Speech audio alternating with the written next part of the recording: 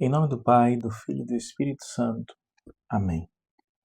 Vinde, Espírito Santo, enchei os corações dos vossos fiéis e acendei neles o fogo do vosso amor. Enviai o vosso Espírito e tudo será criado e renovareis a face da terra. Oremos. Ó Deus, que instruíste os corações dos vossos fiéis com a luz do Espírito Santo, fazei que apreciemos retamente todas as coisas, segundo o mesmo Espírito, e gozemos sempre da sua consolação. Por Cristo nosso Senhor. Amém. Maria, sede da sabedoria, rogai por nós. São José, rogai por nós. Em nome do Pai, do Filho e do Espírito Santo. Amém. Meu querido irmão, minha querida irmã, seja muito bem-vindo ao nosso canal. Nós estamos percorrendo o nosso itinerário de reflexão sobre o livro dos Provérbios. Dentro desta obra, nós nos encontramos no prólogo, o qual corresponde aos 9 primeiros capítulos. No prólogo, nós nos encontramos na seção que corresponde ao capítulo 6, versículos de 20 a 35. Esta seção pode muito bem ser intitulada de Aviso contra o Adultério ou, ainda melhor, Retomada do Aviso contra o Adultério.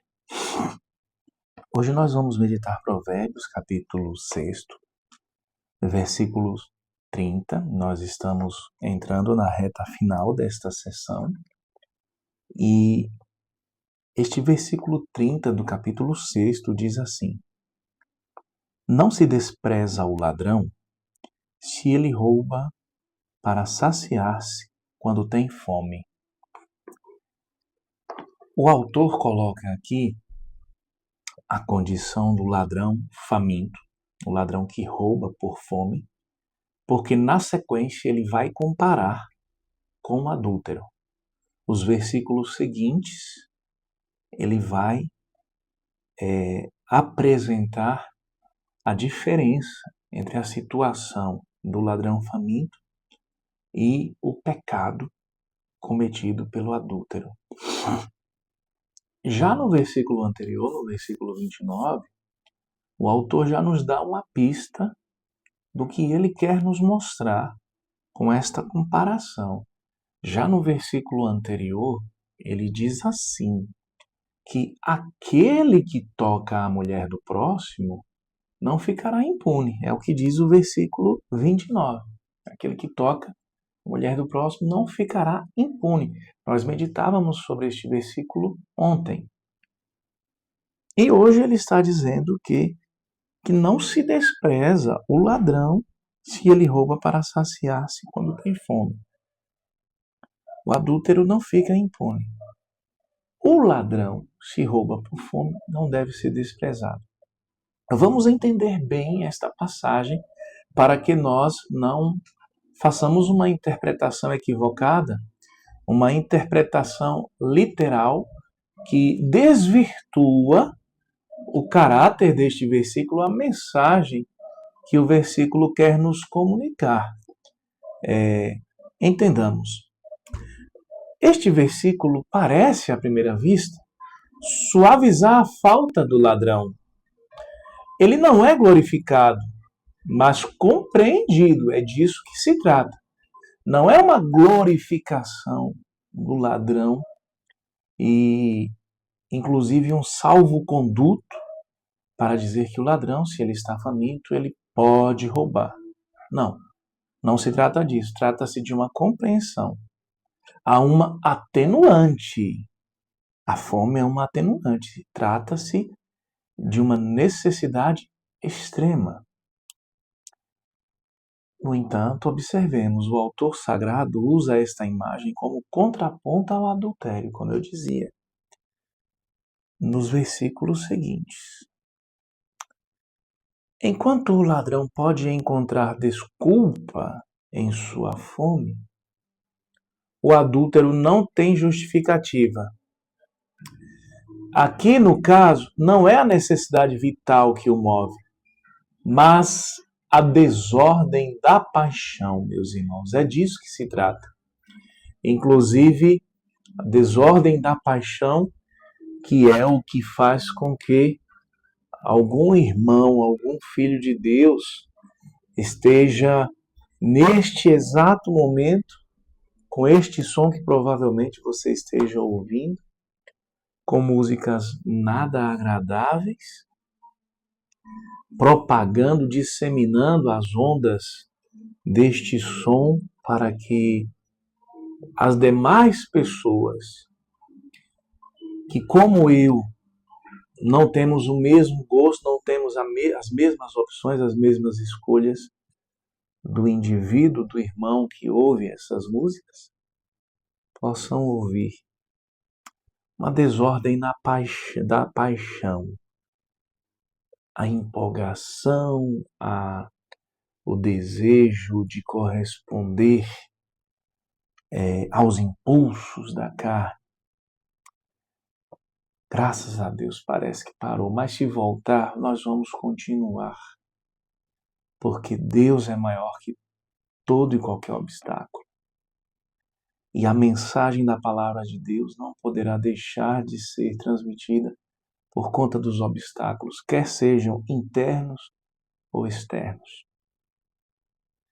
Então, não se trata da necessidade vital. No caso do ladrão que rouba por fome, trata-se de uma necessidade vital. Mas no caso do adultério, trata-se da desordem da paixão. Trata-se disso. Cada vez que vou fazer referência à desordem da paixão, parece que a manifestação explícita dessa situação aparece. Meus irmãos, os antigos sábios do povo de Israel lembravam que até o ladrão, por necessidade, deveria restituir o que ele roubou. Mas sua culpa não era igual a daquele que peca contra a fidelidade conjugal. Por quê? Porque, como nós víamos ontem, aquele que peca contra a fidelidade conjugal destrói uma aliança sagrada. Trata-se disso. Olha o que a desordem da paixão pode causar. A igreja, inclusive, nos fala, seguindo esse raciocínio, que existe uma espécie de contraste moral. Santo Agostinho, na sua obra De Doctrina Cristiana, distingue entre pecados por fraqueza e pecados por malícia. O contraste que há entre as causas do pecado, né? Santo Agostinho distingue duas causas: pecado por fraqueza e pecados por malícia. Os pecados por fraqueza, segundo Santo Agostinho, podem receber compaixão. Já os pecados por malícia são mais graves, pois brotam da corrupção interior. O Catecismo da Igreja Católica também, se vocês observarem, e eu convido você a ler, os números 1855 a 1860, ensina que a gravidade moral depende do objeto, da intenção e das circunstâncias. O adultério, por exemplo, mesmo sem fome, é sempre matéria grave, pois fere a justiça e o amor. Trata-se sempre disso. A gravidade do pecado fere a justiça e o amor. Aristóteles também, e isso só para vocês notarem que não se trata apenas de uma reflexão no campo religioso, mas até Aristóteles, que era um filósofo pagão, Aristóteles, em sua Ética a Nicômaco, reconhece que algumas faltas podem ser mitigadas pelas circunstâncias. Mas o vício deliberado, aquele que nasce da escolha consciente do mal, não pode ser relativizado. Foi por escolha, e uma escolha consciente. Uma escolha que onde se tinha consciência da gravidade do objeto. Aqui está a grande lição. A verdadeira liberdade é ordenada ao bem e não à autodestruição. O que Aristóteles quer nos ensinar, o que os antigos sábios de Israel queriam nos ensinar e o que a igreja nos ensina é exatamente que a verdadeira liberdade é ordenada ao bem e não há destruição. Santo Agostinho, inclusive, eu vou retornar neste santo doutor da igreja. Santo Agostinho dizia para nós que a liberdade consiste exatamente em escolher o bem. Só existe liberdade para o bem. Onde a escolha é para o mal, não existe verdadeira liberdade. A pessoa abdicou do uso da sua liberdade. Ela continua permanecendo tendo direito à liberdade. Esse direito é inalienável, foi dado por Deus, foi concedido pelo Senhor.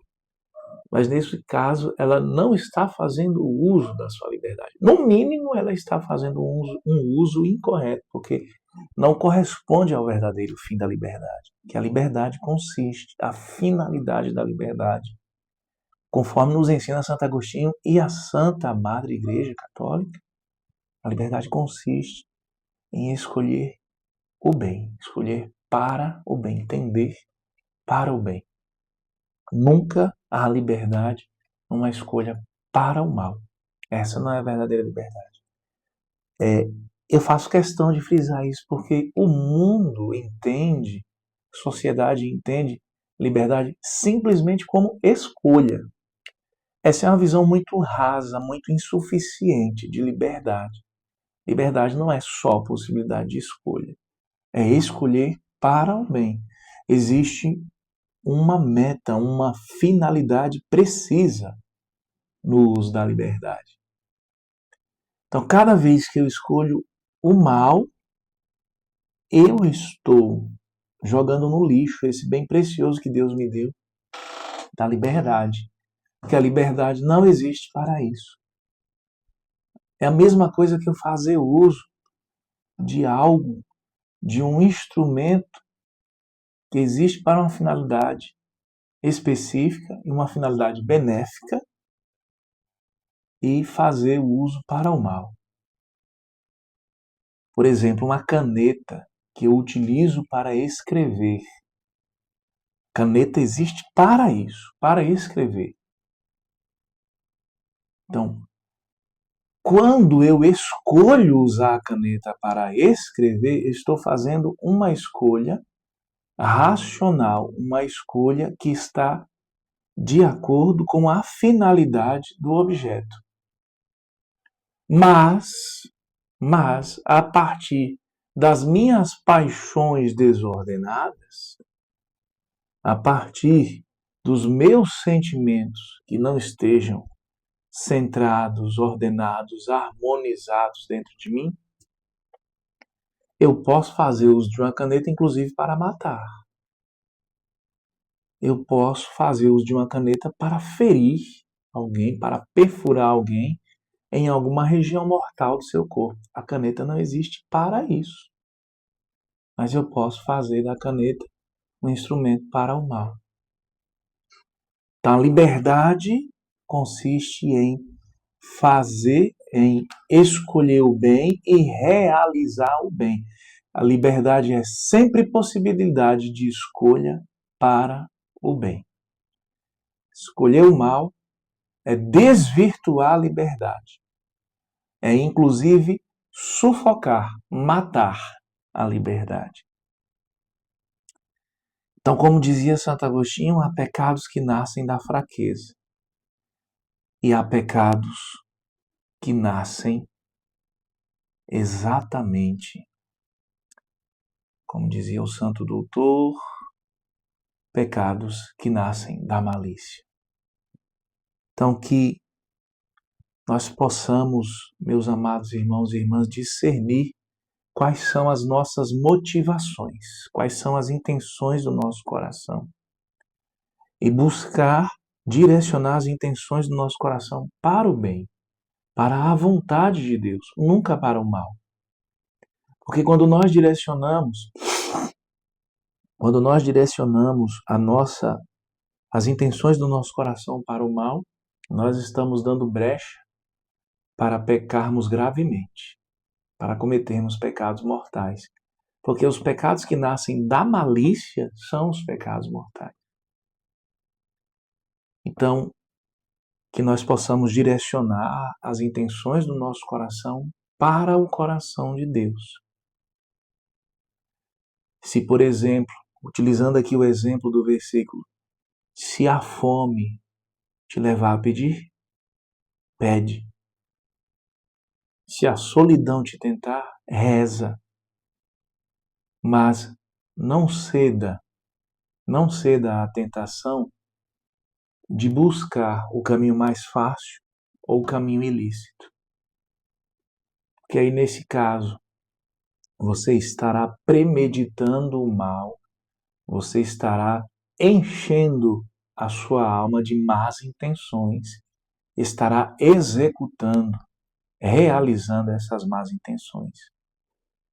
Aquele que se entrega à paixão ilícita não terá desculpa diante do Altíssimo, a não ser que se arrependa, volte atrás no seu mau caminho e busque realizar o bem. Então, a mensagem que eu deixo para você hoje: acolhe a disciplina do Senhor. Acolhe a disciplina do Senhor e a sua alma será livre. Não existe liberdade sem disciplina. E disciplina é exatamente ordenar as nossas intenções, as nossas paixões para o bem, sobretudo para o bem supremo. Isto é, disciplina consiste em corresponder à verdadeira finalidade da liberdade. Louvado seja nosso Senhor Jesus Cristo, para sempre seja louvado. Fique na paz do Senhor.